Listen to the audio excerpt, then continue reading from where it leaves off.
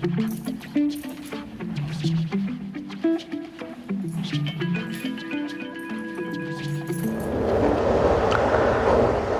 ताओ ते चिंग का 16वां सूत्र 16th वर्स हम लोग लेंगे।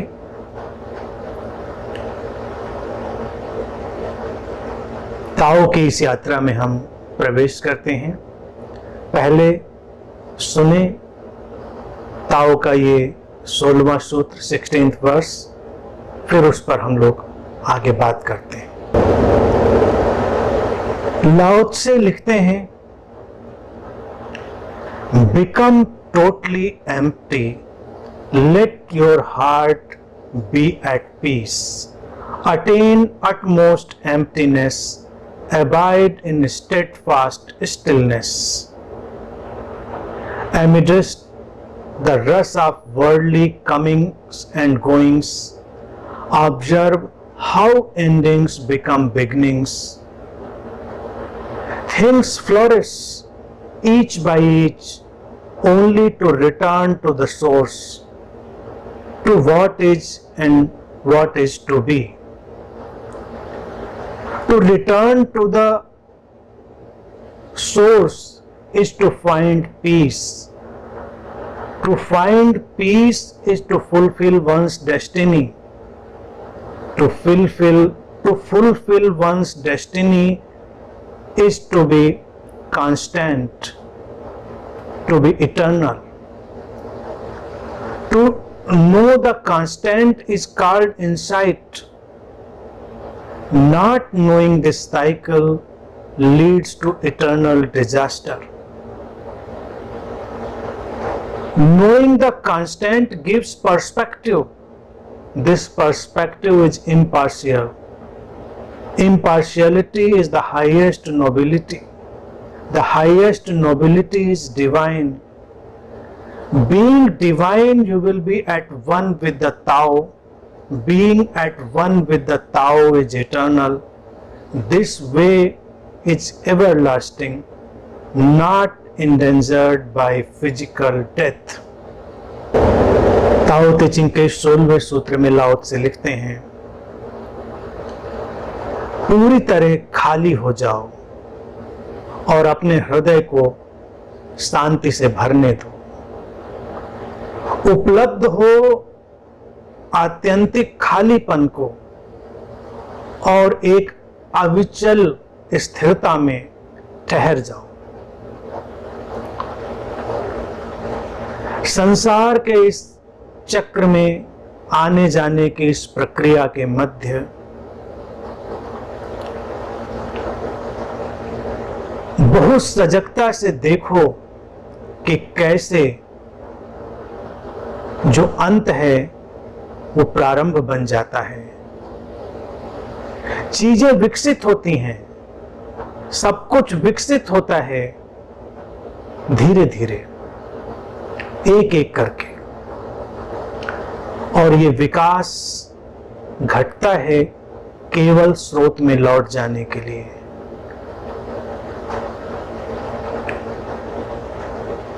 उस स्रोत में जो बस है,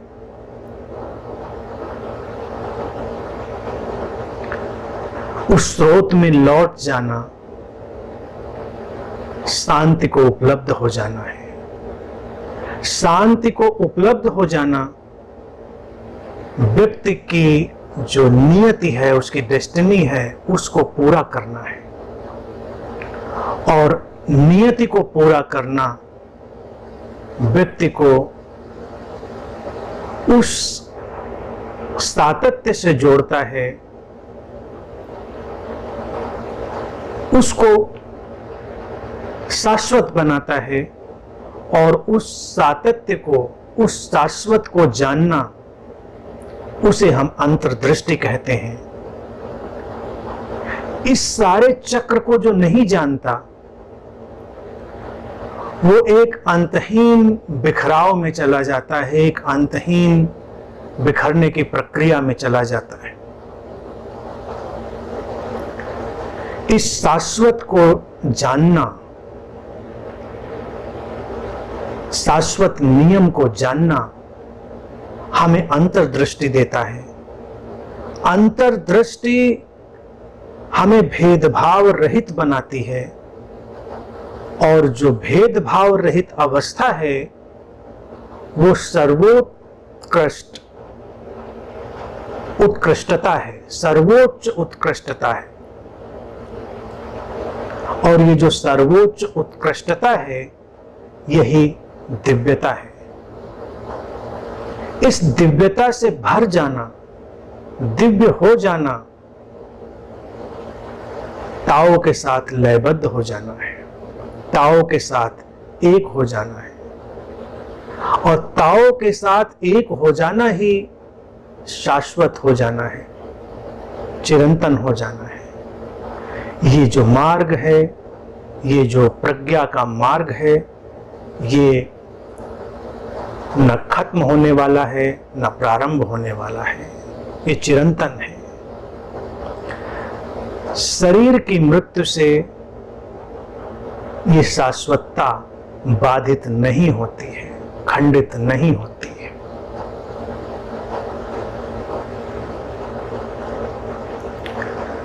आज का सूत्र लाओ त्से का फिर से बड़ा खूबसूरत, बड़ा प्यारा सा सूत्र, एक एक बात बिल्कुल मोती की तरह पिरोई हुई, और हर बात की एक श्रृंखला। और पहला ही जो वाक्य लाओ त्से उपयोग कर रहे हैं, पहले उसको ही समझें, और उस पर ही फिर इस आज के सूत्र की सारी इमारत खड़ी होती है। वो कहते हैं पूरी तरह खाली हो जाओ और अपने हृदय को शांति से भरने दो, उपलब्ध करो आत्यंतिक खालीपन को और अविचल स्थिरता में जियो।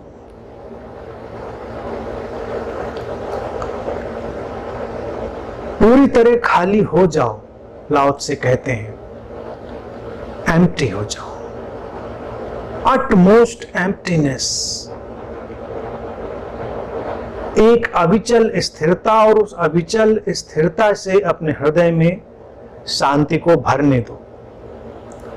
बड़ा ही सुंदर वक्तव्य है। एम्प्टी हो जाएं किस चीज से, और हम भरे हैं किस चीज से? पहले तो ये जाने कि हम भरे हैं किस चीज से, और फिर हम खाली होने की यात्रा में चले। और लाओ त्से कहता आत्यंतिक खालीपन में जाएं, अटमोस्ट एम्प्टीनेस में। हम मूलतः जो भर गए हैं वो है हमारा आइडेंटिफिकेशन, तादात्म्य की प्रक्रिया। जो हमारे लिए जीवनदायी होता है अक्सर वही हमारे लिए संकट का विषय बन जाता है।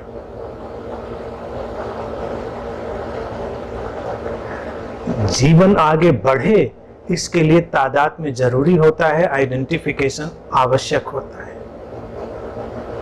लेकिन फिर धीरे धीरे ये समझ भी आती रहे कि ये आइडेंटिफिकेशन, ये तादात्म्य जीवन में निर्मित हुआ है और इसको धीरे धीरे हमें छोड़ते भी जाना है।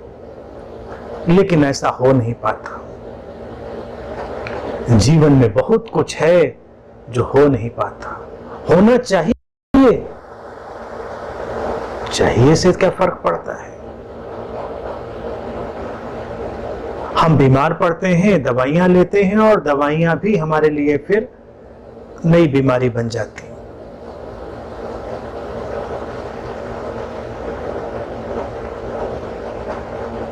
इस शरीर मन का जन्म होता है, और फिर इस शरीर मन में धीरे धीरे तादात्मीकरण की प्रक्रिया, आइडेंटिफिकेशन की प्रक्रिया शुरू होती है। और वो जो तादात्मीकरण है, जो आइडेंटिफिकेशन है, वही व्यक्ति के भीतर अहंकार का निर्माण करता है, ईगो को क्रिएट करता है। और वही अहंकार, वही जो ईगो है, वो फिर व्यक्ति के लिए सबसे बड़ी बाधा बन जाता है। अहंकार ये नहीं है कि कोई अपने को बहुत कुछ समझता है, कोई अपने को कुछ भी नहीं समझता है, वो भी उस तादात्मीकरण की और अहंकार की स्थिति होती है। अहंकार और इस तादात्म्य से भरने की दो स्थितियां हैं। एक है व्यक्ति अपने को बहुत कुछ मानने लग जाए तो हम कहते हैं कि ये अहंकारी है, और एक व्यक्ति अपने को कुछ नहीं मानने लग जाए, वो कहे कि मैं तो कुछ नहीं हूं, तो हम कहते हैं ये निरहंकारी है। और ये दोनों ही तादात्म्य हैं हमारी अपनी छवियों से, अपनी इमेजेस से। हम अपने भीतर छवियों का अंतहीन सिलसिला बन गए हैं, एंडलेस एक स्ट्रीम है इमेजेस की जो हमारे भीतर चली आ रही है, परत दर परत छवियों का एक सिलसिला। हम भरे हैं उससे, हम देख ही नहीं पाते उस वास्तविक को, और हम अशांत होते हैं। इसीलिए लाओ त्से ने खालीपन के बाद सीधे ही कहा कि एक तो आएगी स्टेप फर्स्ट स्टिलनेस, अविचल स्थिरता, और हृदय में गहरी शांति। शांति और स्थिरता दोनों एक ही सिक्के के दो पहलू। हम स्थिर नहीं हो पाते, क्यों? क्योंकि हमारे भीतर की सारी इमेजेस हिलती रहती हैं। हमने एक इमेज बनाई है, थोड़ी ही देर में हिल जाती है, कोई भी हिला देता है। व्यक्ति के जीवन में अगर तुम कभी झांक कर देखो और अपने भीतर झांक कर देखो कि उसकी सबसे बड़ी परेशानी क्या है, ज्ञानी अज्ञानी, साधु असाधु, विद्वान मूर्ख, कैसा भी व्यक्ति हो, वो किसी न किसी तादात्म्य को पकड़ कर बैठा है और किसी न किसी छवि को, किसी न किसी इमेज को पकड़ कर बैठा है। वो ये भूल जाता है कि ये जो छवियां हैं, ये जो इमेजेस हैं, ये काम चलाऊ हैं, ये वर्केबल हैं, फंक्शनल यूटिलिटी हैं, इनका कोई आत्यंतिक मूल्य नहीं है। और फिर क्या होता है कि वो छवियां हिलती रहती, क्योंकि छवियां तो परिपूर्ण हो नहीं सकती। कोई भी इमेज कितनी भी परिपूर्ण हम बनाने की कोशिश करें, वो परिपूर्ण हो नहीं सकती। और छवियां हमेशा आधारित होती हैं किसी बाहरी व्यक्ति पर, विचार पर, धारणा पर, मान्यता पर, विश्वास पर, बाहर की किसी घटना पर, बाहर के किसी फैलाव पर। छवियां हमेशा किसी न किसी बाहरी प्रक्रिया पर आधारित होती है। अब ये बाहर का घटनाक्रम तो हमारे नियंत्रण में नहीं है, बदलता है। धारणाएं, मान्यताएं बदल जाती हैं, विश्वास बदल जाते हैं, लोगों के व्यवहार बदल जाते हैं, परिस्थितियां बदल जाती हैं, घटनाक्रमों के तल बदल जाते हैं, बहुत कुछ बदल जाता है। तो हम क्या करें? तो सब हिल जाता है। व्यक्ति संभालता है जैसे रेत का एक घरौंदा कोई सागर के किनारे बना रहा हो, और कोई लहर आती है, फिर बिखेर जाती है, फिर घरौंदा बनाता है, फिर बिखेर जाती है। बड़ी दुविधा, बड़ा संताप, बहुत ही कठिनाई है मनुष्य के जीवन में इन इमेजेस के कारण।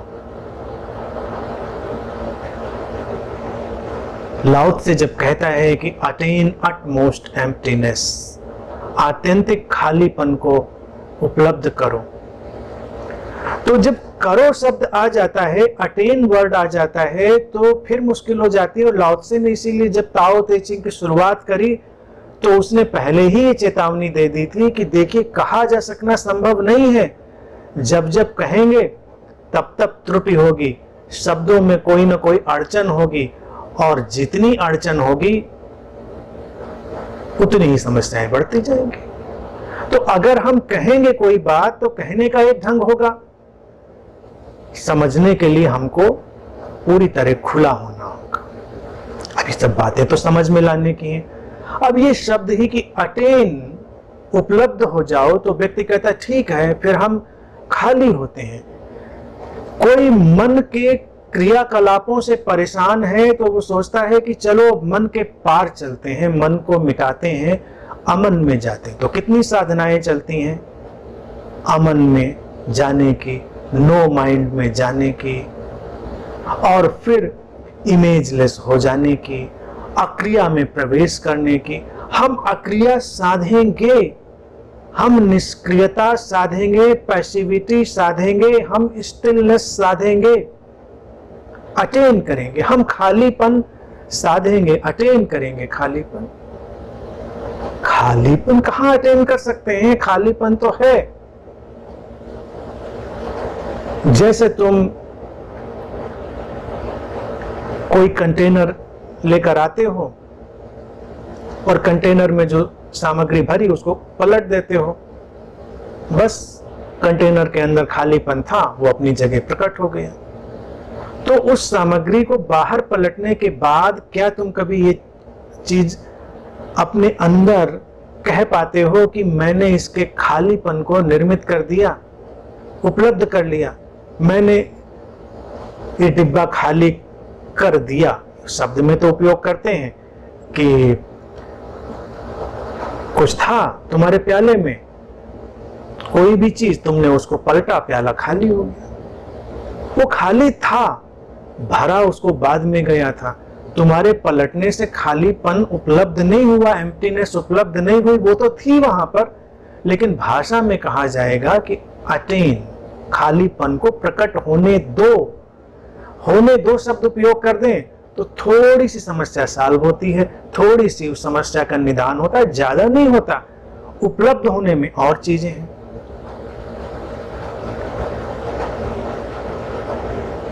अब ये जो छवि रहित हो जाने की प्रक्रिया है, इमेजलेस हो जाने की, ये भी एक इमेज बना देती है।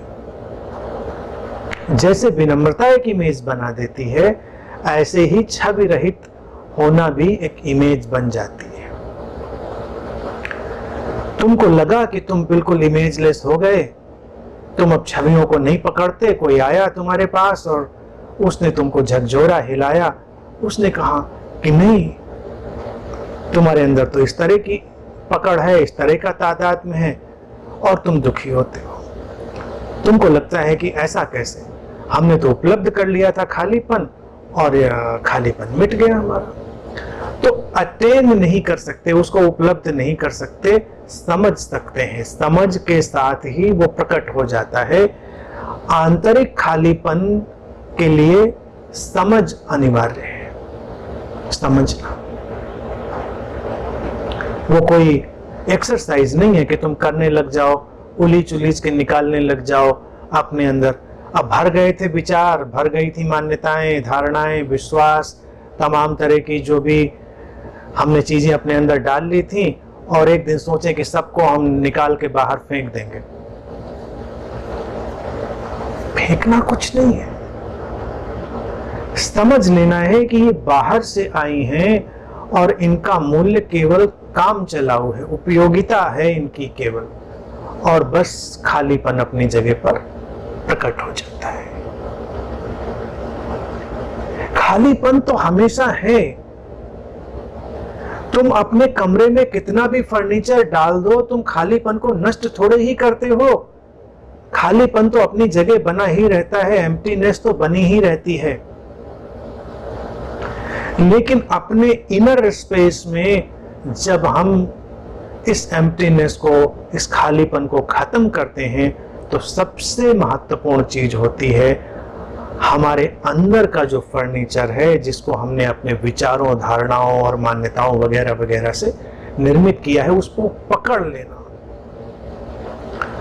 और अगर ये हम जान लें कि ये उपयोगिता है केवल, तो खालीपन अपनी जगह। जैसे कमरे में जब तुम फर्नीचर डालते हो तो तुम काफी आश्वस्त रहते हो कि कुर्सी तुमको जहां जरूरत पड़ी वहां तुमने खिसका के डाल ली, क्योंकि कुर्सी बैठने के लिए डाली थी।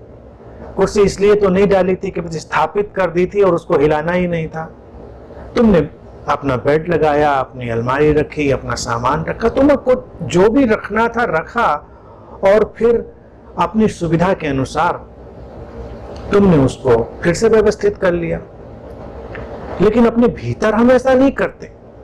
भीतर हम एक बार फर्नीचर डाल देते हैं तो फिर हम डाल देते हैं, फिर उसमें जरा से भी फेरबदल हमको विचलित करती। इसीलिए अक्सर तुम लोगों को सुनोगे वो कहेंगे मैं तो ऐसा ही हूं। कैसा हूं? जैसा उनके अंदर के इनर फर्नीचर ने उनको बना दिया है, जैसा उनके भराव ने उनको बना दिया है, वो ठोस हो गए, अंदर कुछ भी हिला नहीं सकते। इसीलिए संसार में सबसे अधिक जो व्यक्ति अपनी ऊर्जा नष्ट करता है वो अपने विचारों को सिद्ध करने में, अपनी मान्यताओं को सिद्ध करने में, अपनी धारणाओं को सिद्ध करने में, या कुल मिलाकर देखा जाए अपने को सही साबित करने में। ये अपने को सही साबित करना ही एक अटकाव है और वो अपनी इमेजेस से ग्रस्त हो जाना है, अपनी छवियों से ग्रस्त हो जाना है। तो आध्यात्मिक व्यक्ति वो है जो सबसे पहला काम ये करे कि वो देखे कि ये छवियां काम चलाऊ हैं, कैसी भी हो, और फिर एक खालीपन आएगा। अब लाओ त्से ने ये सूत्र इतने वैज्ञानिक ढंग से प्रकट किए हैं कि आप उनका एक एक जो सिरा है वो देखें। वो कहता है कि और अविचल स्थिरता में जाओ। जैसे ही वो एम्प्टीनेस तुम्हारे भीतर आएगी, तादाद में छूटेगा, पकड़ जाएगी, तुम अपने अंदर एक अविचल स्थिरता, स्टिलनेस अनुभव करोगे। अभी तो व्यक्ति की हालत जो है वो ऐसी है जैसे सब कांप रहा है, किसी तरह से बना के बैठा हुआ है, किसी तरह से जरा सी बात में सब बिखर जाता है। स्थिरता का कोई भी धरातल भीतर पकड़ में नहीं आता। और अगर तुमने एम्प्टीनेस को, खालीपन को अनुभव किया, जिसको लाओ त्से कहता उपलब्ध हो, यानी कि उसको प्रकट हो जाने दिया तुमने, तो पहला परिणाम आएगा एक अविचल स्थिरता। तुम्हारे भीतर एक ठहराव आएगा, स्टिलनेस आएगी, तुम्हारे अंदर एक स्थिरता का बिंदु बनेगा। स्थिरता का बिंदु जो बनेगा वो कैसे बनेगा? क्योंकि जीवन के दो धरातल हैं, एक धरातल निरंतर बदलने वाला और एक धरातल कभी न बदलने वाला। अपरिवर्तनशील केंद्र पर चलता है परिवर्तनशील का नृत्य। जीवन में बहुत कुछ बदल रहा है,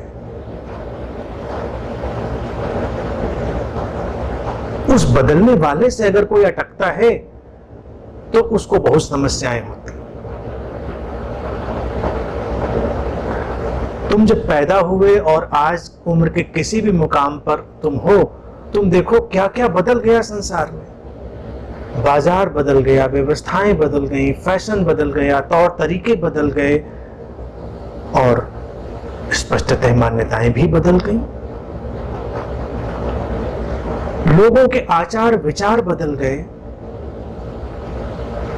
सब कुछ बदलता चला जा रहा है निरंतर। और तुम्हारा शरीर, कैसा छोटा सा शरीर तुम्हारा आया था इस संसार में, बदलते बदलते कहां तक आ पहुंचा, कितना बदलाव। लेकिन इस सारे बदलाव के पीछे चेतना का एक प्रवाह है जो कभी बदलता नहीं, जो अपरिवर्तनशील है।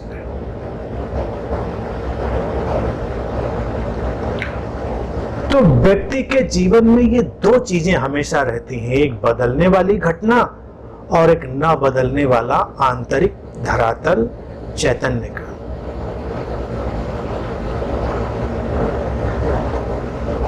एक है केंद्र की तरफ मुड़ती हुई दृष्टि और एक है परिधि की तरफ जाती हुई दृष्टि।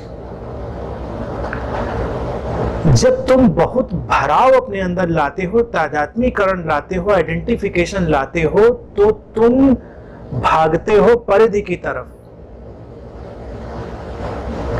क्योंकि छवियों को भोजन मिलेगा बाहर से। बाहर के लोग ही तो तुम्हें भोजन देंगे कि तुम कितने महान हो, तुम कितने सुंदर हो, तुम कितने अच्छे हो, या फिर तुम कितने शैतान हो, तुम कितने दुष्ट हो। उससे भी तो लोग गौरवान्वित अनुभव करते हैं। इसीलिए कोई अगर आतंकवादी बन जाए तो खतरनाक आतंकवादी बनने की कोशिश करेगा, दुनिया का सबसे खतरनाक आतंकवादी। अपराधी तो जघन्यतम अपराधी बन जाने की कोशिश करेगा। क्यों? क्योंकि वो छवि भी बाहर से ही आई। कभी तुम देखो किसी अपराधी को भी तुम अपराधी की तरह ना देखो, वो मायूस हो जाता है। कोई अपराधी निकला, गुंडा माफिया निकला, और तुम्हारी निगाह में ही ये हुआ कि गुंडा माफिया है, वो रेनफोर्स्ड अनुभव करता है, अपने अंदर एक बल अनुभव करता है, उसकी एक छवि को भोजन मिल गया। तुम देखो उसको जैसे कि तुमने देखा ही नहीं, मायूस हो जाता है, परेशानी होती, छवि को भोजन नहीं मिला। परिधि की तरफ भाग रही थी, तो जितना तुम भरोगे परिधि की तरफ भागते चले जाओगे, संसार के बाहर के परिदृश्य में उलझते चले जाओगे।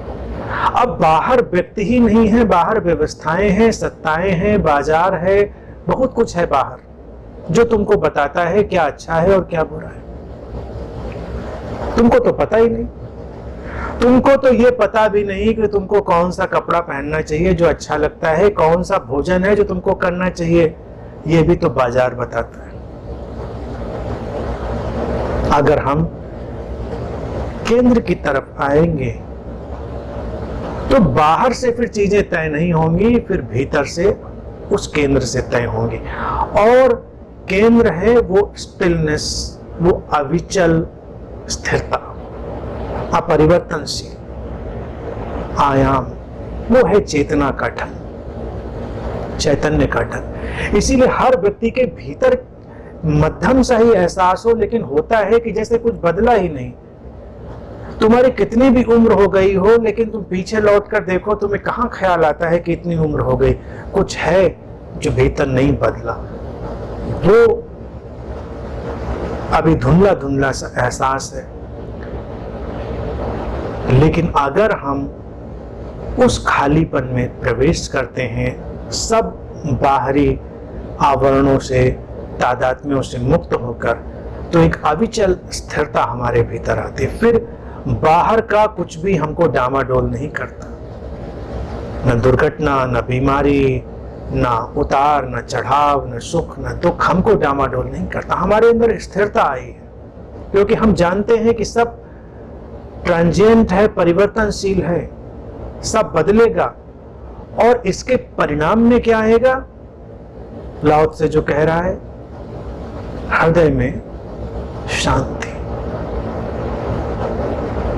शांति नहीं आई तो स्थिरता आई ही नहीं। तुम कहो कि स्थिरता आई और तुम अशांत बने रहो। इसलिए ही शांति को लाओ त्से ने सर्वाधिक मूल्य दे दिया।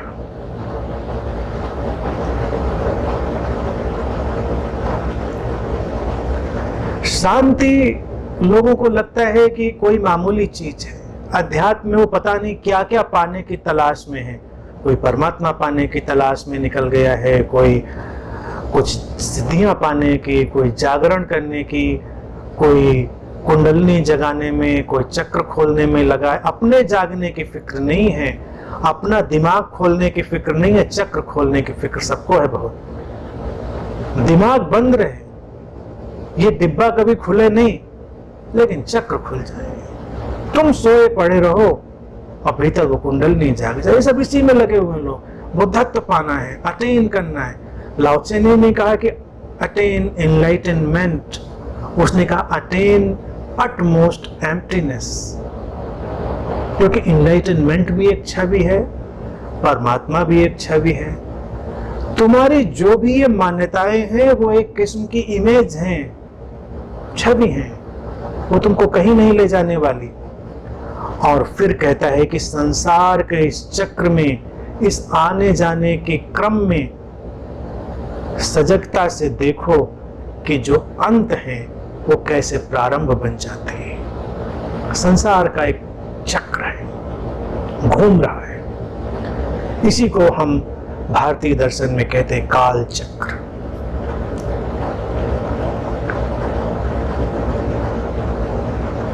हमने सुंदर शब्द भी दिया है भारत में, जगत। जगत का अर्थ भी होता है चक्र। बुद्ध ने भी अपने देशना के प्रतीक के रूप में चक्र को ही लिया था। चक्र का प्रतीक सुंदर है कि घूम रहा है, सब ऊपर नीचे हो रहा है, ये आना और जाना संसार में चल रहा है, ये काल चक्र है, घूम रहा है। ये आना है, ये जाना है, ये बनना है, ये मिटना है। और अगर तुमने गौर से कभी देखा है, सजग होकर देखा है, तो तुमको दिखाई देगा कि हर अंत एक नया प्रारंभ बनता है। लाओ त्से कहता है कि हर अंत एक प्रारंभ बनता है। इस चीज को देख लेना, ये एक बहुत क्रांतिकारी बात हो जाती है। हर अंत प्रारंभ बनता है। जब तुम इस बात को गौर से देख लेते हो तो छवियों के जो अंतिम अवशेष बचे होते हैं वो भी अचानक इस आग में जलकर भस्म हो जाते हैं। क्यों? क्योंकि व्यक्ति अपनी इमेजेस से, मुक्त छवियों से इसलिए नहीं हो पाता क्योंकि उसको लगता है फिर तो सब खत्म हो जाएगा, फिर तो सब मिट जाएगा, फिर बचेगा क्या, हमारा होना क्या रहेगा, फिर ये जिंदगी तो खत्म हो जाएगी। लेकिन वो देखता है कि नहीं, अंत से फिर कुछ नया प्रारंभ होता है। जब कुछ मिटेगा, समाप्त होगा, तो कुछ नया निकलेगा, कोई नया अंकुर फूटेगा। प्रकृति तो यही कहती है, ऋत तो यही कहता है, वो ताओ तो यही कहता है कि जब कोई पत्ता झड़ता है एक अंत, तब उसके पीछे से एक नई कोपल फूटती है। हर अंत एक नया प्रारंभ बनता है।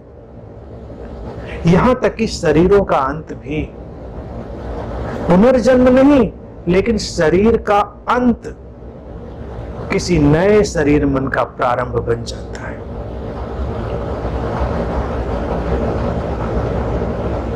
हर अंत, तो अंत से घबराना तुम्हारा बंद हो जाता है। हम पकड़कर बैठे हैं इसलिए क्योंकि हमने इस अनुभव को कभी नहीं देखा, इस अनुभव को नहीं देखा। बचपन हमारा कितना प्यारा था, आजकल कोई भी याद करता है वो हमारे गोल्डन डेज, पकड़कर बैठ जाते उसको अंत में नहीं जाने देते। तो आज ये जो युवापन है, ये जो वार्धक्य है, ये जो वार्धक्य की गरिमा है, ये कहाँ उपलब्ध होती? बचपन तो खूबसूरत था, डिवाइन था, अलौकिक था, अद्भुत था, मासूमियत से भरा था, लेकिन हमने उसको अंत में जाने दिया। लेकिन कभी देखते नहीं हम कि जब वो अंत में गया तभी तो कुछ प्रारंभ में आया। अगर वो अंत में ना जाता तो किसी नई चीज का प्रारंभ कहां होता।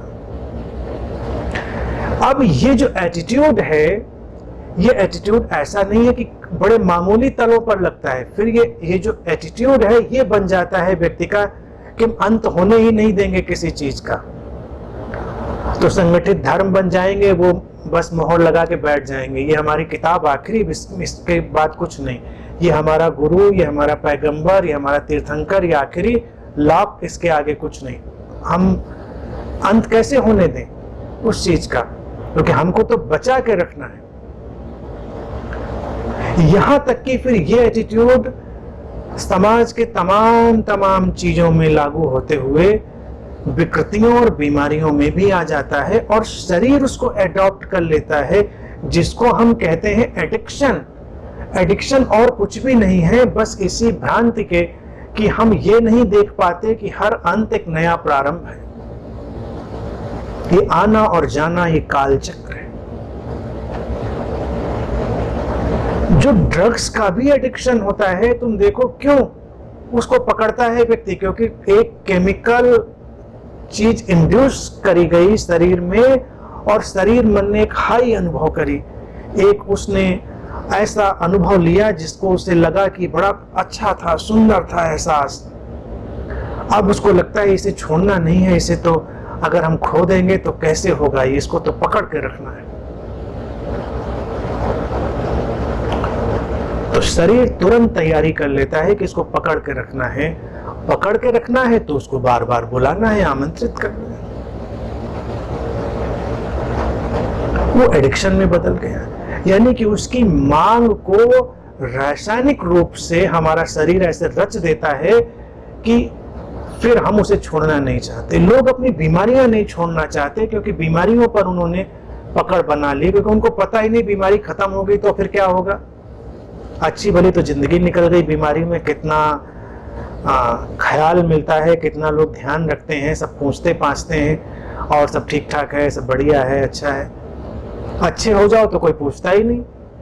घरों की सबसे बड़ी समस्या, अक्सर भारतीय घरों में ये देखा गया है कि शादी हो जाती है और अक्सर महिलाएं उपेक्षित होने लगती हैं। उपेक्षित होने लगती हैं तो वो जल्दी बीमार होने लगती हैं, क्योंकि जब वो बीमार होती हैं तभी उनको पूछा जाता है कि सब ठीक ठाक है, नहीं तो सब चल रहा है, घर में रूटीन ही खाना बन रहा है, काम चल रहा है, किसी ने ध्यान ही नहीं दिया।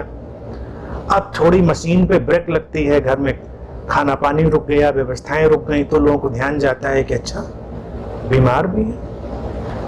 तो शरीर मन उसको तुरंत पकड़ लेता है कि इसका मतलब ये जो ध्यान है लोगों का, जिसको वो समझता है लोगों की केयर, प्रेम, वो आ रही है हमारी तरफ, तो वो बीमारी भी नहीं छोड़ना चाहता, उसको पकड़ लेता है। ये जो बिगिनिंग और एंड है, लाओस से जिसको आना और जाना कहता है, coming and going, transient phenomena, इसको देख लेना ये सर्वाधिक आवश्यक है। और ये तुमको दिखेगा परिपूर्ण रूप से तभी जब तुम ये जानोगे कुछ भी अंत नहीं होता। जब कुछ अंत पे जाता है तो उससे कुछ नया प्रारंभ हो जाता है। इसीलिए अंत में जाने दो चीजों को।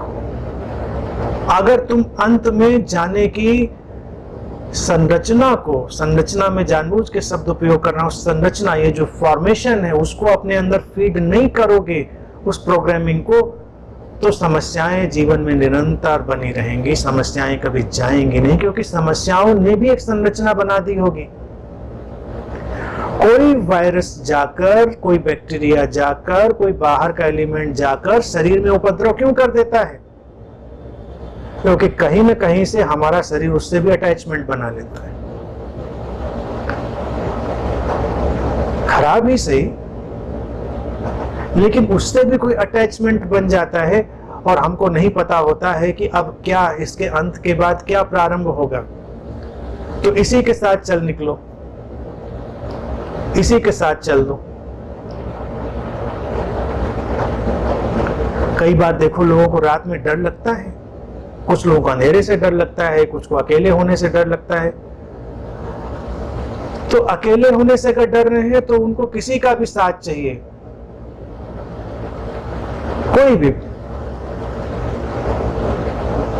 भी गाना चलेगा, कोई भी मंत्र चलेगा, कुछ चाहिए उनको, कुछ भी चाहिए, कुछ भी जो उनको सपोर्ट दे दे। तो ये जो बाहर से भरने की प्रक्रिया है, ये हमारे अंदर मानसिक रूप से भी, बीमारियों के रूप में भी, तमाम रूपों में आती रहती है। और उसका जो फाउंडेशन है वो यही है कि हम किसी भी चीज को अंत में जाने नहीं देते, विसर्जन में जाने नहीं देते। तुम कोई अच्छी चीज खाते हो, अच्छा स्वाद जबान पर आता है, फिर स्वाद मिट जाता है, वो जाता है, खत्म हो जाता है। अब जब स्वाद मिटता है तो फिर शरीर में और प्रक्रिया शुरू होती है, उसको डाइजेस्ट करने की, उसको शरीर में एब्जॉर्ब करने की प्रक्रिया शुरू होती है। लेकिन तुम सोचो कि इतना अच्छा स्वाद आ रहा है, इसको मुंह में भरे ही रहेंगे, अंदर जाने ही नहीं देंगे। तो नेचर ने तो ये टीचिंग हमारे मुंह में ही डाल दी है कि तुमने डाला मुंह में कुछ भी, कितना भी स्वादिष्ट हो, लेकिन उसको धीरे से फिर तुमको रिलीज कर देना पड़ता है।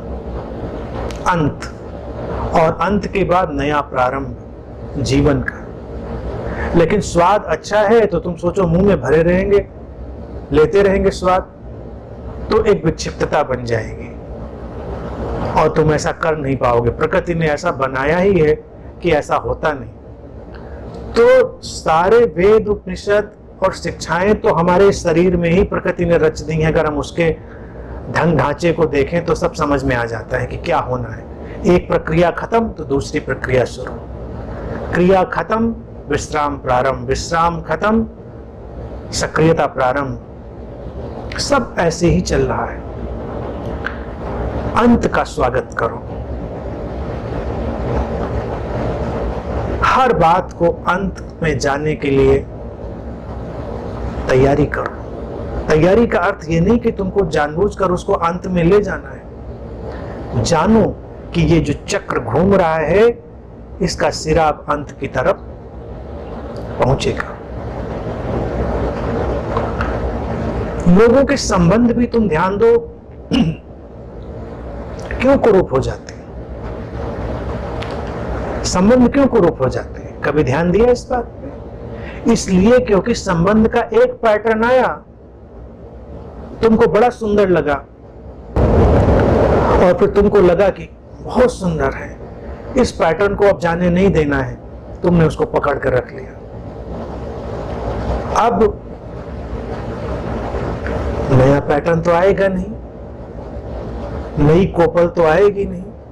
संबंध वही सुंदर होते हैं जिनके जो पैटर्न हैं वो पत्तों की तरह झरते रहें और पीछे से नई कोपलें आती रहें। संबंध ऐसे ही वृक्षों की तरह जीवंत हों, वही सुंदर होते हैं। लेकिन तुमने किसी चीज को पकड़ा, तो इसीलिए सारे लोगों की शिकायत यही है कि अब तुम वैसे नहीं रहे जैसे तब थे। अरे तो क्यों होंगे वैसे जैसे तब थे? कुछ तो बदलेंगे ना। लेकिन सबकी शिकायत है कि जो प्रेम पहले था वो प्रेम अब नहीं है। तो वो वाला अभी क्यों चाहिए? वो तब था, तब के अनुकूल था, अब के अनुकूल होगा। अब पकड़ने में हम पकड़ तो पाते नहीं, पकड़ना तो प्राकृतिक है नहीं, तो हाथ में बचती है राख। इसीलिए सारे संबंध धीरे धीरे राख राख हो जाते हैं, बदनुमा से हो जाते हैं। तो ये इसलिए बहुत महत्वपूर्ण सूत्र है कि जब तुम हर अंत में प्रारंभ को देख लोगे, और इसमें छुपी हुई अनुगुंज ये भी है कि हर प्रारंभ में अंत की आहट भी सुन लोगे, तो कोई परेशानी नहीं है। फिर तो जीवन सुंदर होगा। मिले हैं तो विदा भी होगी, विदा होगी तो मिलेंगे भी। विदा नहीं लेंगे तो दोबारा मिलेंगे कैसे? ये सेशन आज हम अंत नहीं करेंगे तो अगला वाला प्रारंभ कैसे करेंगे?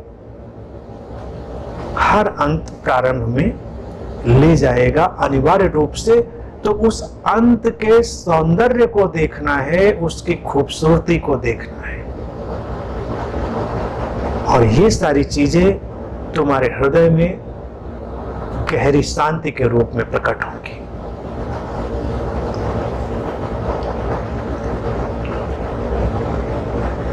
लाओ त्से कहते हैं आगे कि जो जीवन का विकास है सब कुछ का, क्रमशः होता है, और वो होता है स्रोत में लौट जाने के लिए, जो है स्रोत जैसा है।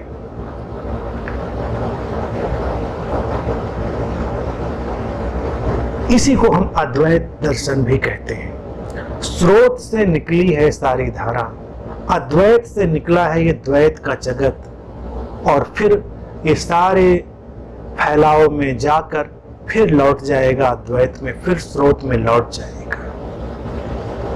स्रोत में लौट जाना ही जीवन में लौट जाना है। प्रकृति में इस देशना हमेशा से इम्बेडेड है, गुथी हुई है, अंकित है। रोज तुम रात में सोते हो, स्रोत में वापस लौट जाते हो, इमेज लेस हो जाते हो, फॉर्म लेस हो जाते हो, अहंकार रहित हो जाते हो, शून्य हो जाते हो, पूरी तरह से एम्प्टी हो जाते हो। मृत्यु अंतिम पड़ाव है स्रोत में वापस लौटने का, लेकिन रोज रात में वो एक लिटिल बिट मृत्यु का ही ट्रेलर चलता है।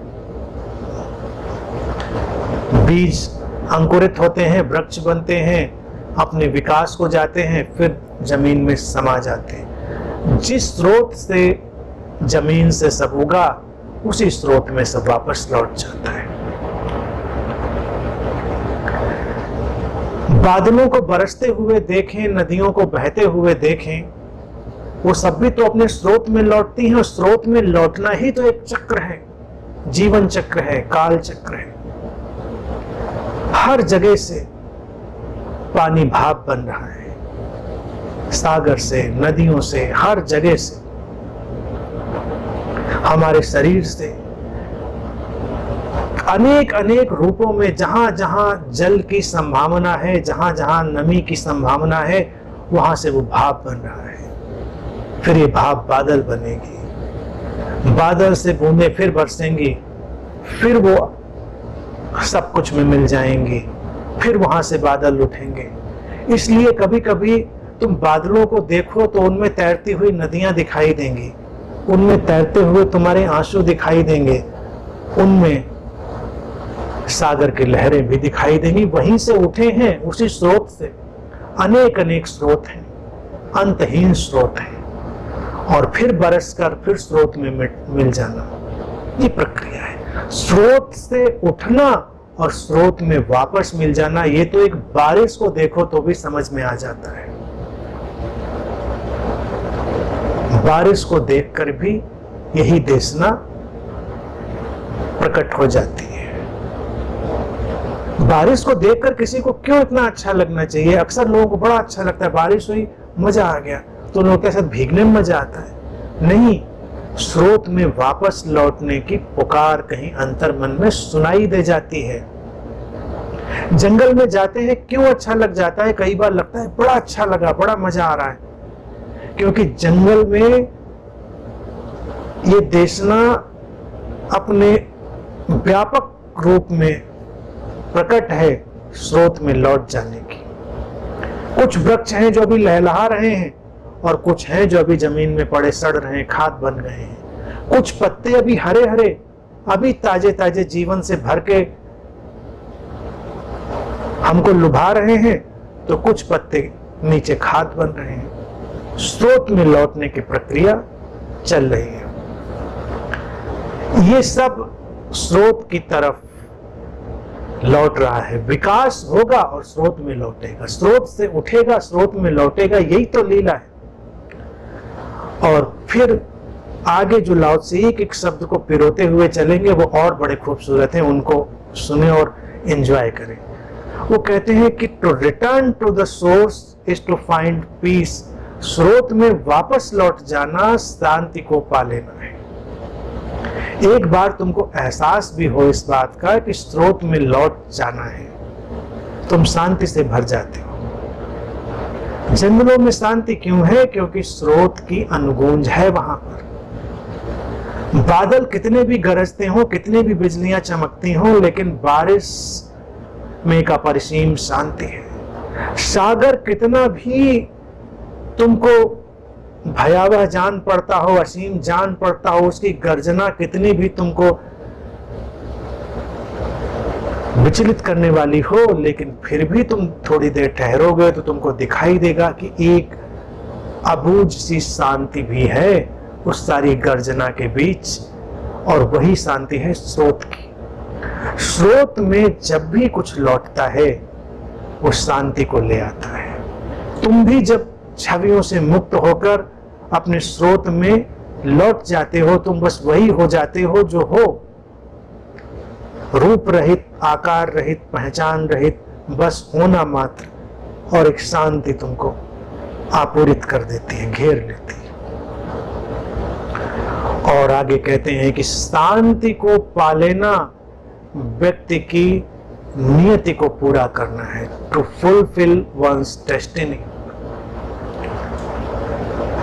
नियति क्या है, डेस्टिनी क्या है? मैं भी डेस्टिनी शब्द का उपयोग करता हूं तो लोगों को लगता है अच्छा वो वाली डेस्टिनी जो कहीं हमारे हॉरोस्कोप में लिखी है, हमारी हाथ की रेखाओं में लिखी है, कोई आकर बताएगा कल क्या होगा। तुम क्या बनोगे, क्या करोगे, क्या नहीं करोगे।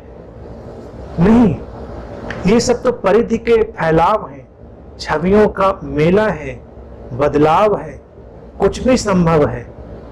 डेस्टिनी वो है जो तुम्हारा वास्तविक होना है। इसीलिए लाओ त्से कहता है शांति को उपलब्ध होना ही अपनी नियति को उपलब्ध होना है।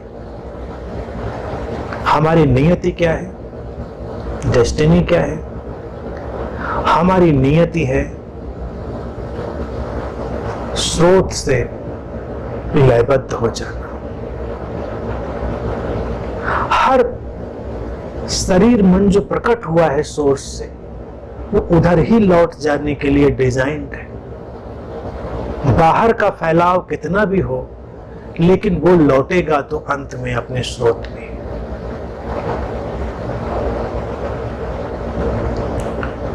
जिसको लोग कहते हैं परमात्मा को उपलब्ध करना, तो कई लोगों को लगता है कहीं परमात्मा उपलब्ध हो जाएगा, कुछ मिल जाएगा, दर्शन हो जाएंगे, आकाश में शंख वंख गूंजेंगे और अचानक कुछ प्रकट हो जाएगा। मैं अक्सर इस बात को जोकिंगली इसीलिए कहता हूं कि उपलब्ध होना लोगों को लगता है कि कुछ विचित्र होगा और हमको लगेगा कि उपलब्ध हो गया कुछ, लेकिन स्रोत का अनुभव बस तुमको एक दिन पता चलेगा कि सारा फैलाव जहां से निकलता है उसी में समाहित हो जाता है, उसी में शामिल हो जाता है। बूंदें जहां से उठती हैं, जहां से बरसती हैं, सब एक दूसरे में लय हो जाता है।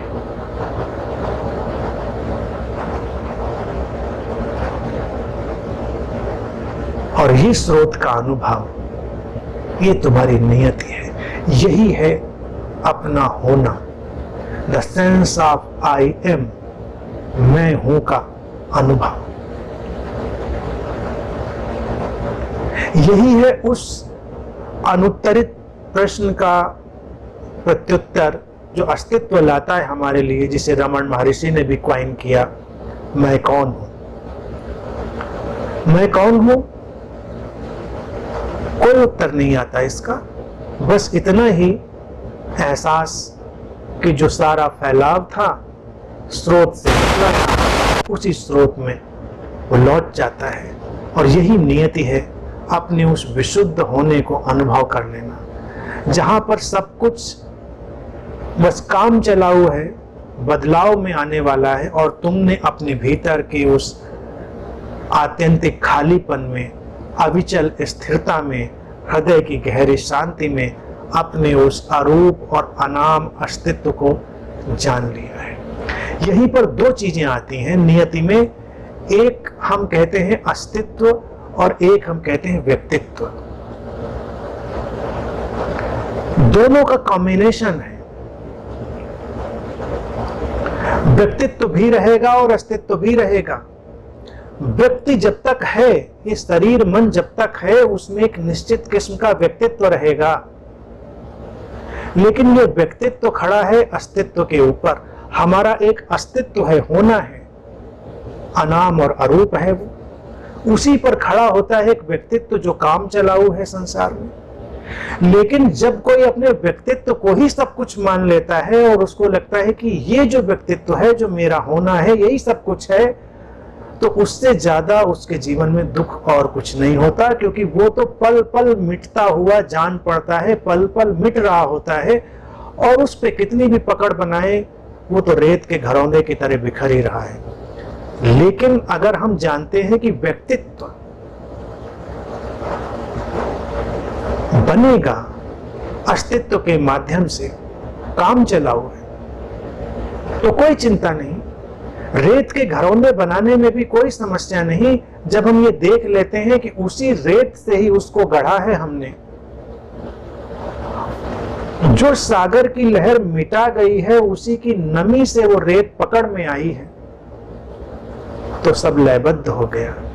घरौंदा भी बनेगा, व्यक्तित्व भी बनेगा, लेकिन पीछे जो सागर है, जो नमी है, जो फैलाव है, जो अस्तित्व है, हमारा ध्यान उस पर रहता है।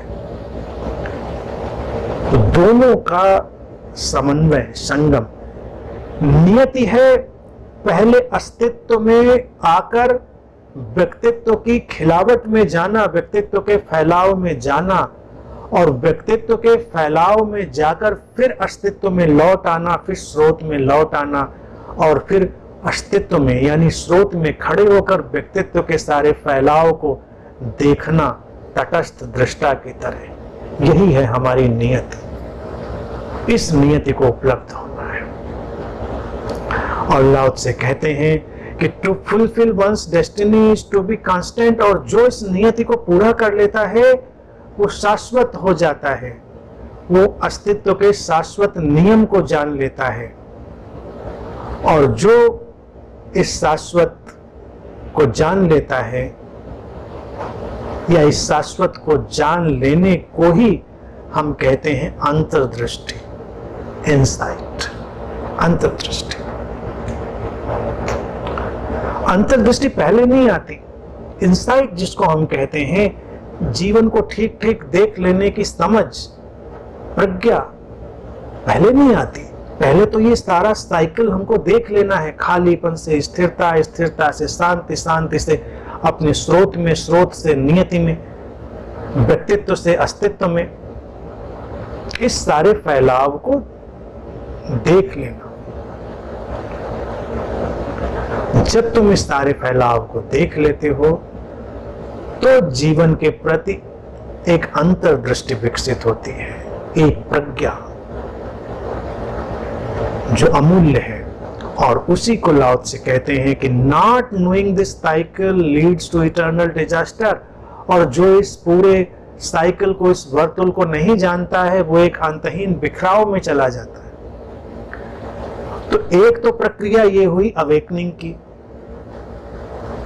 जिसका पहले पंक्ति से लेकर यहां तक जिक्र हुआ।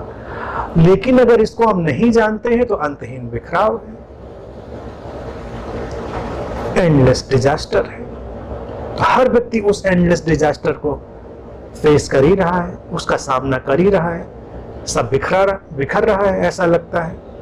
हर कोई जीवन पे मुट्ठी बांधने की कोशिश में लगा है, हर मुट्ठी से जीवन तिनका तिनका बिखरा जा रहा है, क्योंकि पकड़ में आएगा क्या।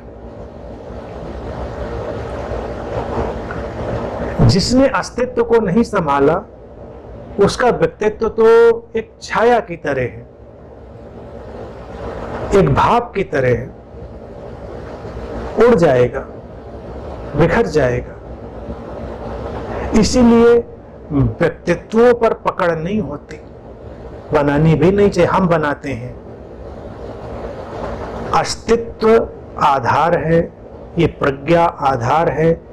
इस क्षण में, इस परिपूर्ण शांति और परिपूर्ण स्थिरता में जैसी मांग होगी जीवन की, वैसा व्यक्तित्व रचा जाएगा, वैसा व्यक्तित्व प्रकट होगा। तो जरूरत क्या है अपनी पकड़ को रखने की? तो नहीं जाने पकड़ बनाएंगे, बिखराव आएगा, वो बिखराव अंतहीन पीड़ा में ले जाएगा, क्योंकि हम अंत को जाने नहीं देंगे, प्रारंभ हम होने नहीं देंगे, बिखराव हमारी जीवन की शैली बन जाएगी। तो आज के वक्त में जो सब बिखराव की, अंतहीन बिखराव की जीवन शैली बन गई है, वो इसीलिए क्योंकि इस सारे चक्र को हम समझते नहीं।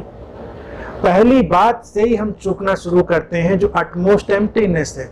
बच्चा पैदा हुआ, हम उसको भरना सिखाते हैं, भर दो इसको, पोएट्री से भर दो, राइम से भर दो, गाने से भर दो, संस्कारों से भर दो, सब भरते चले जाओ उसको, स्टफिंग।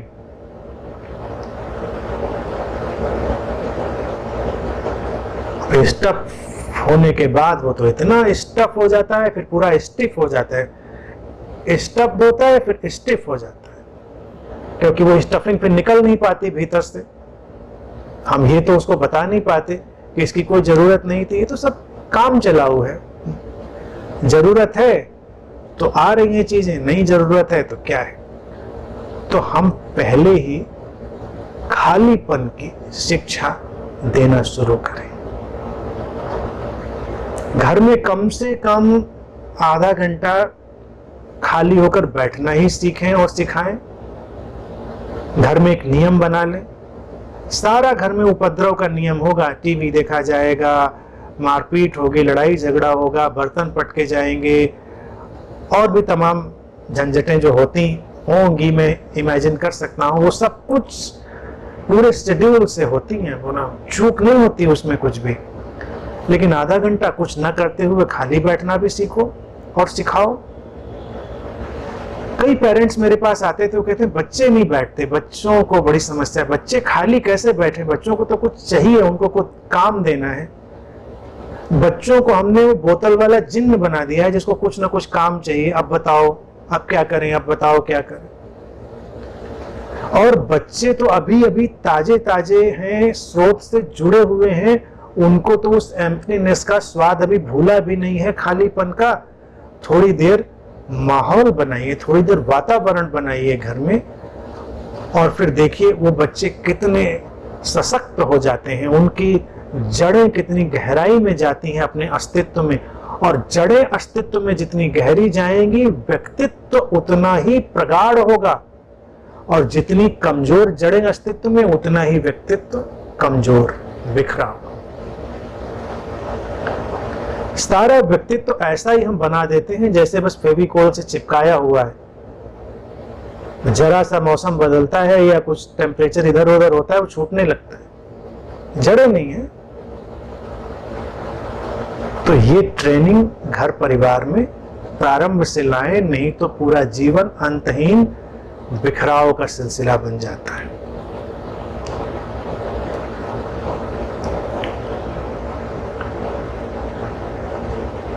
आगे लाओ त्से कहते हैं, इस शाश्वत नियम को जानना हमको एक दृष्टिकोण देता है, और ये दृष्टिकोण भेद रहित है, और भेद रहित हो जाना सर्वोच्च उत्कृष्टता है, और ये सर्वोच्च उत्कृष्टता ही दिव्यता है।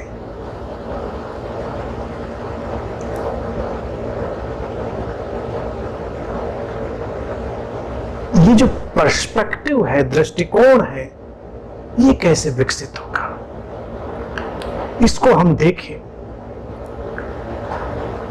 शाश्वत नियम को जानने से, ऊपर की सारी बातें हमने समझी तो वही बन जाती है इटर्नल लॉ, शाश्वत नियम।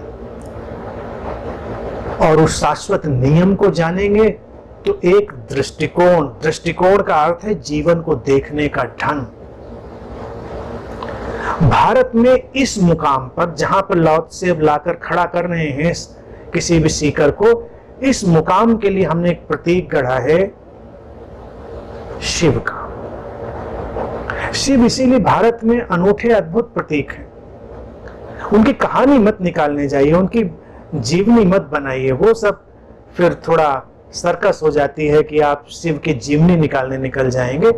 शिव एंटायरली एब्सोल्युटली एक सिंबल है, एक प्रतीक है, बात कहने का। लाओ त्से जैसे इस तरह से कह रहे हैं, भारत के ऋषि और भी कुशल हैं, और भी निष्णात हैं, और भी एक्सपर्ट हैं, वो तो कहानियों में, प्रतीकों में करते हैं। तो शिव को यहां पर आप लेकर आए। जब शाश्वत नियम को जान लिया गया है, जीवन और मृत्यु को समझ लिया गया है, अंत और प्रारंभ को देख लिया गया है, स्रोत में लौटना समझ में आ गया है, तो दृष्टिकोण जीवन पर विकसित होगा। दृष्टिकोण भेद रहित बनाएगा। इसीलिए शिव की जो हमने छवि गढ़ी, वो गढ़ी अर्धोन्मीलित नेत्र, आधे बंद नेत्र। बस ऐसे, या तो वो आधे बंद नेत्र से देख रहे हैं, या फिर बीच में एक तीसरा नेत्र भी हम ले आए। सब उन सारी बातों का मतलब एक है, जब दृष्टि भेद रहित हो गई है तो देखना संतुलित हो गया, सम्यक। तीसरी आंख का मतलब है जीवन में भेद रहित दृष्टिकोण का विकसित हो जाना। जो द्वैत में तोड़कर देखने वाली दृष्टि थी, उसने एक ऊर्ध्वगामी यात्रा भी कर ली, एक वर्टिकल जर्नी भी कर ली है, जहां पर अब वो भेद रहित हो गई है वो हुई थर्ड आई। तो जिसको हम कहते हैं शिवास थर्ड आई, शिव का तीसरा नेत्र, तो शिव का तीसरा नेत्र है वो इम्पार्शियल पर्सपेक्टिव, वो भेद रहित दृष्टि।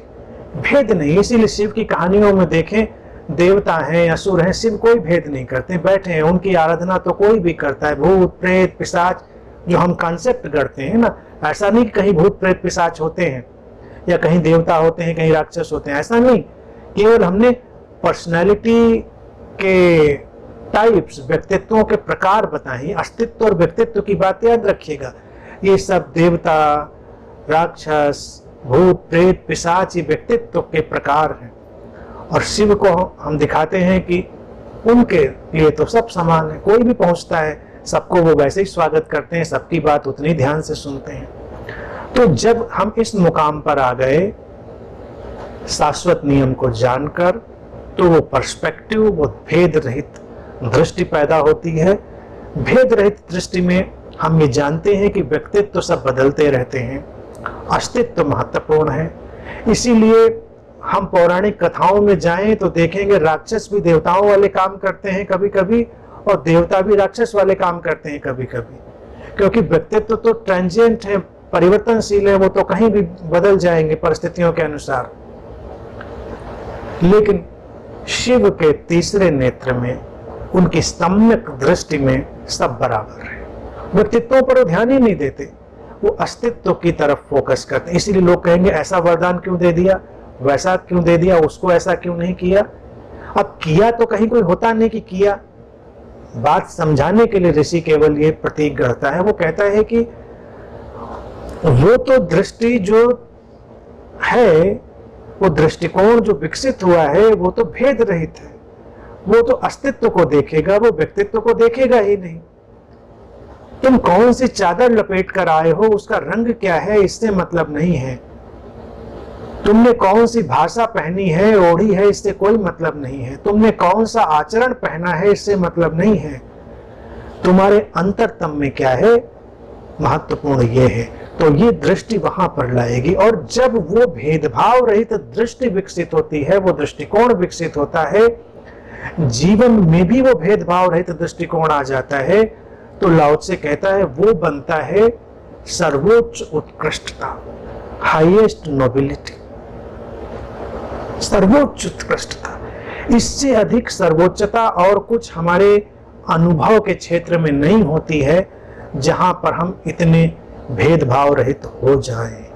और लाओ त्से कहता है कि वो इम्पार्शियल पर्सपेक्टिव जो है वही डिविनिटी है, वही दिव्यता है। इसीलिए हम शिव को कहते हैं महादेव। अब दिव्यता चरम पर आ गई, अपनी महानता में, अपने चरम पर, हाईएस्ट नोबिलिटी में। हाईएस्ट नोबिलिटी वर्ड उपयोग करें या महादेव उपयोग करें, महादिव्यता। आप शब्द देखें कितने खूबसूरत हैं, यहां से लेकर चीन तक कैसे शब्द ट्रेवल कर जाते हैं। महादेव कहें या महादिव्यता कहें या सर्वोच्च उत्कृष्टता कहें, हाईएस्ट नोबिलिटी कहें, शाब्दिक अर्थ करीब करीब एक ही जैसा है। तो वो दिव्यता, दिव्यता ये नहीं है कि किसी के अंदर कोई चमत्कारिक शक्तियां आ गई हैं, किसी के अंदर कुछ अलग अलग सी बात करने की क्षमता आ गई है, ये सब कोई दिव्यता नहीं है। दिव्यता ये भी नहीं है कि तुम कुछ अलग किस्म की जीवन शैली जीते हो, तुम बहुत ही ध्यान में उतरते हो, साधना में जाते हो तो तुम दिव्य हो, तुम भजन करते हो, तुम प्रार्थना करते हो तो तुम दिव्य काम करते हो। नहीं, जब तक तुम्हारे भीतर भेद की दृष्टि है, दिव्यता नहीं है। ये अच्छा है, ये बुरा है, ये साधु है, ये शैतान है, मेरा धर्म अच्छा है, तुम्हारा बुरा है, ये रंग अच्छा है, वो रंग बुरा है। नहीं, दिव्यता नहीं आएगी और जीवन खंडित बना रहेगा। और ये सर्वोच्च उत्कृष्टता कैसे आएगी, हाईएस्ट नोबिलिटी कहां पर आएगी? वो तो आएगी ही तब ना जब हम उसको जानेंगे। दिव्यता एक बिल्कुल अलग धरातल है, इसीलिए लाओ त्से इतने बाद में लेकर उसको आए हैं कि वो जो इम्पार्शियल पर्सपेक्टिव जो चला है जिसने सर्वोच्च उत्कृष्टता निर्मित की है वही दिव्यता है।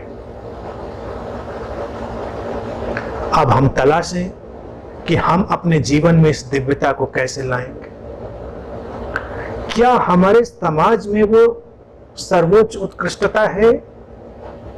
हम जिनको संत कहते हैं, क्या उनके अंदर ये इम्पार्शियल पर्सपेक्टिव है, ये भेदभाव भाव रहित दृष्टिकोण है? जैसे लाओ त्से ने कहा था कि संत तो घाटे की तरह सब कुछ को संभालते हैं, कोई भेद नहीं करते। इसी को वो दूसरे ढंग से कह रहे हैं कि भेद करने का उपाय भी कहां है, कैसे कर सकते हैं भेद, अच्छा और बुरा क्या है। जिस पौधे से हम फल खा रहे होते हैं उसकी, या किसी पौधे का फूल हम अपने जीवन में शामिल कर रहे होते हैं, उसकी सुगंध से हम प्रभावित हो रहे होते हैं, उसी पौधे ने अपनी जड़ों में उस खाद को लिया जो बदबूदार थी। वो बदबूदार खाद बन गई है सुगंधित फूल, भेदभाव रहित।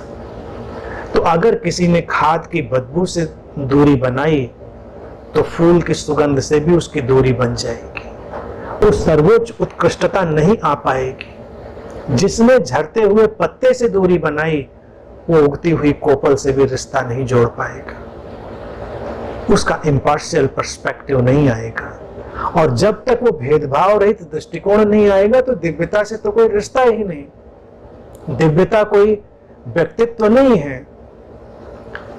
लोग दिव्य कब अनुभव करते हैं, जरा कभी देखो। भजन कर रहे हैं और थोड़ा धार्मिक माहौल बनाकर बैठे हुए हैं, ध्यान साधना कर रहे हैं, घर में व्रत पूजा उपवास चल रहा है, तो लोगों को लगता है बड़ा दिव्य महसूस कर रहे हैं। और कुछ खा पी रहे हैं जो उनको लगता है ये उचित नहीं है, तो उनको लगता है कि अदिव्य हो रहा है। अभी देखिए नवरात्र आने वाले हैं, हिंदुओं में उसका कितना उत्साह है। कई लोग एकदम से बिल्कुल धार्मिक हो जाएंगे उस समय, नॉनवेज नहीं खाएंगे, शराब नहीं पिएंगे, क्योंकि अब दिव्यता में जाना है, सब बंद हो जाएगा, प्याज लहसुन सारी चीजें। लेकिन ये सब क्रियाकलाप, ये जो चीजें हैं वो दिव्यता नहीं है। तुम क्या करते हो क्या नहीं करते हो इसका दिव्यता से कोई रिश्ता नहीं है। जब तक तुम उस हाईएस्ट नोबिलिटी तक ना जाओ, उस सर्वोच्च उत्कृष्टता तक ना जाओ, दिव्यता का प्रादुर्भाव तो हो ही नहीं सकता ना। भेदभाव रहित होना है।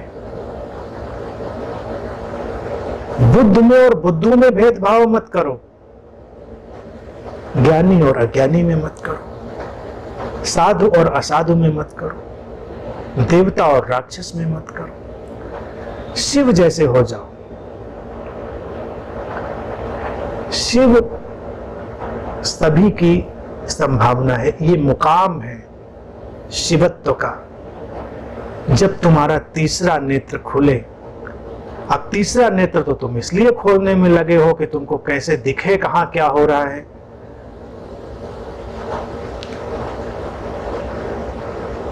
ऐसा नेत्र नहीं खुलता।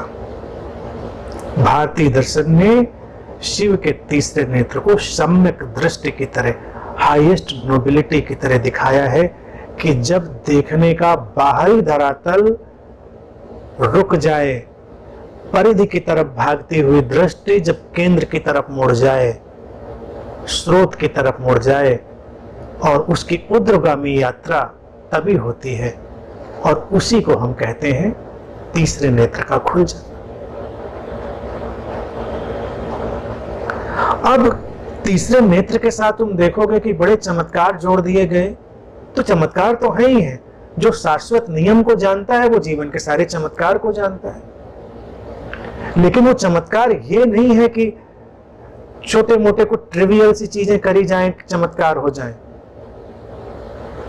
अभी चंद साल हुए, दो युवक थे, भागते हुए आए, सुना होगा, अनंत श्री के पास चले, बहुत चमत्कारिक व्यक्ति हैं, बैठे रहे ध्यान में। तो मैं सोचता रहा बड़ी भक्ति भावना से पहली बार आए हैं, सुनने, उनको विभोर होके जैसे सुनना होता है ना, वो विभोर होके सुन रहे। फिर बाद में जब मैं उठ के चलने लगा तो उन्होंने कहा कि 2 मिनट आपके चाहिए। मैंने कहा अच्छा ठीक है बताओ। मैं रुक गया। कहलें गुरुजी बाल कैसे उगेंगे हमारे, कुछ इसका उपाय बता दीजिए, कुछ आशीर्वाद दे दीजिए। हमको पता होता हमने अपने न उगा लिए होते। अब वो क्या आशा लेकर आए हैं कि चमत्कार से बाल उगा देंगे। तो तीसरे नेत्र से भी कुछ लोगों ने इसी तरह की कुछ बेवकूफियां बना रखी हैं। सबसे बड़ा चमत्कार है शांति में ठहर जाना, हृदय की शांति से आपूरित हो जाना, स्रोत में उतर जाना और भेदभाव रहित हो जाना। जब तुम अपने चेहरे को भी देखो, भेदभाव रहित की बात मैं बताऊं ना, तो ये देखिए प्रैक्टिकल भी है कि बाल कम है और ज्यादा है, ठीक है, डेकोरेशन के लिए अच्छा है, प्रेजेंटेशन के लिए भी अच्छा है। प्रेजेंटेशन बुरा नहीं होना चाहिए, मैं तो मानता हूं प्रेजेंटेशन बेहतर से बेहतर होना चाहिए, सर्वोत्कृष्ट होना चाहिए। कपड़े पहनो तो, बोलो तो, तैयार हो तो, शब्द उपयोग करो तो, हर चीज सर्वोत्तम होनी चाहिए, हाईएस्ट नोबिलिटी की तरफ जाती हुई होनी चाहिए। तो बुराई कुछ नहीं, लेकिन बाल कम है और ज्यादा है इसको देखकर तुम दुखी हो जाओ तो ये परेशानी है, ये भेद आ गया। तो जब भी ऐसा भेद लगे तो व्यक्तित्व से अस्तित्व की तरफ लौट जाओ और तुम्हें लगेगा अस्तित्व तो बहुत ही ठहरा हुआ, शांति से भरा हुआ, सौंदर्य से भरा हुआ है।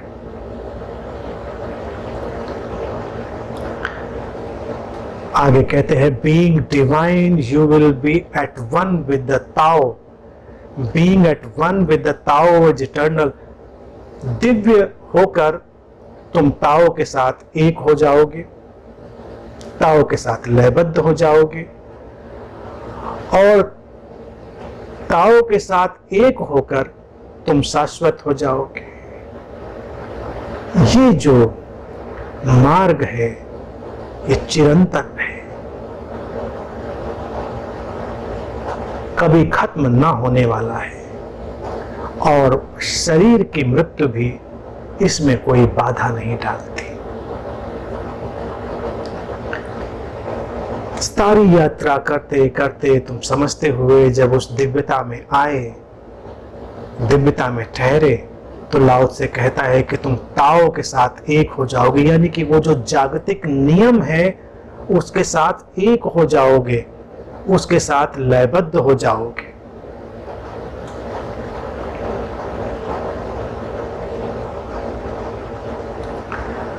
और एक होकर क्या होगा, तुम शाश्वत हो जाओगे।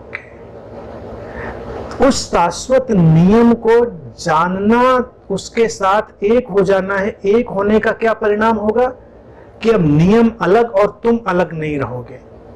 लाओत्से ने इसमें तो इतने सटीक शब्दों का उपयोग किया है, तुम देखो तो आखिर तक हैरान करने वाली बात कि एक है शाश्वत नियम को जानना और फिर तुम्हारा अलग बने रहना। तो फिर तुम तब भी दिमाग लगाते रहो कैसे चल रहा है ये संसार, कैसे चल रहा है, क्यों चल रहा है, ऐसा होता है तो क्यों होता है, क्यों ऐसा होता है, क्यों लोग मिलते हैं, क्यों लोग बिछड़ते हैं, ये क्यों ऐसा होता है, ये सुख क्यों आता है, ये दुख क्यों आता है, ये जन्म क्यों होता है, ये मृत्यु क्यों होती है। हम उलझे ही रहते हैं और ज्यादातर सीकर्स की गुत्थी इन्हीं सबको जानने की होती है कि ये जानना है कि सब क्या है, ये किस नियम से चलता है, वो कौन सा नियम है जो जन्माता है, कौन सा नियम है जो मृत्यु में ले जाता है, कौन सा नियम मिलाता है, कौन सा नियम दूर करता है। हम उस शाश्वत नियम को जानने की तैयारी में हैं, लेकिन लाओत्से कह रहा है जैसे तुम उसको जानोगे तुम ताओ से एक हो जाओगे, तुम नियम ही हो जाओगे। जानने की सारी जो सीमाएं हैं वो मिट जाएंगी। तुलसीदास जी ने देखो इसको बड़े सुंदर ढंग से कहा है, जानत तुम ही हो जाए, तुमको जानते ही तुम ही हो जाता हूं, या जो तुमको जानता है वो तुम्हारा जैसा ही हो जाता, अलग ही नहीं रहता, भेद ही नहीं रहता, कहाँ अलगाव। तो लाओ से ने कहा जब इस दिव्यता को जानोगे, इस शाश्वत नियम को, ताओ के साथ एक हो जाओगे और एक हो जाना ही तुम्हें शाश्वत बनाता है। यानी कि अब बस जैसे अस्तित्व की तरंगें उठती और गिरती हैं, ऐसे ही तुम तरंगायित होगे, निश्चिंत, बेफिक्र। उसी को हम कहते हैं एक्सटेसी, उसी को हम कहते हैं एक समाधिस्थ आनंदित अवस्था। क्योंकि समझ में आ रहा है नियम, जान चुके हो, लेकिन अब इतनी भी दूरी नहीं कि उसको बैठकर एनालाइज करो, उसको विश्लेषित करो, तुमने जान लिया है। और लाओ त्से अंतिम जो पंक्ति लिखते हैं वो भी इस पर बहुत ही सटीक अपनी बात रखती है कि शरीर की मृत्यु भी इसमें कोई बाधा नहीं डालती इसकी शाश्वतता में। क्योंकि जब तुम अपने शाश्वत स्रोत में ठहर गए हो तो शरीर भी ऐसे ही आता है और जाता है जैसे सागर में लहर। लहर के गिरने का अब कोई संताप नहीं, जैसे पानी में कोई बुलबुला उठता है, जैसे आसमान में कोई बादल बनता है और बिखर जाता है, लेकिन आसमान अपनी जगह पर वैसे का वैसा बना रहता है। तुमने उस शाश्वतता को जान लिया, उस आसमान को जान लिया, उस सागर को जान लिया। अब ये शरीर भी बाधा नहीं डालता। तुमको पता चल जाए कि शरीर गिरने वाला है। हाँ, जो व्यवहारिक समस्याएं हैं वो हो सकती हैं, लेकिन व्यवहारिक समस्याओं के अलावा जो आंतरिक समस्या है वो अब तुम्हारे लिए नहीं है। मुक्त हो तुम उससे, तुम शाश्वत में ठहरे हुए हो, तुम ताओ से एकाकार हो, तुम उस शाश्वत नियम के साथ यात्रा कर रहे हो। अब तुम शाश्वत हो, अमिट हो, अब तुम्हें अमृत उपलब्ध हो गया है। यही घटना फिर शिव के प्रतीक को यहां लाएं। जब हम उनको दिखाते हैं वो अनादि और अनंत है। यही है तुम्हारा अनादि और अनंत होगा। आज के लिए इतनी ही बात।